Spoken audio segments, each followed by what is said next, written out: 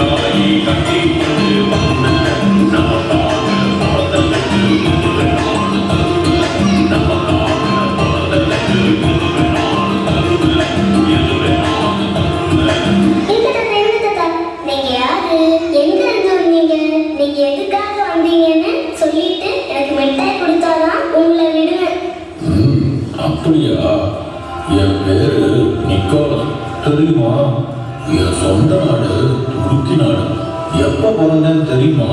9ஆம் நூற்றாண்டுல பிறந்தேனா. இந்த குடி, உனக்கு கை நிறைய சாக்லேட். பாக்கியெல்லாம் என் சின்ன பேர இயேசுவுக்கு. வரட்டுமா? பாத்தீங்களா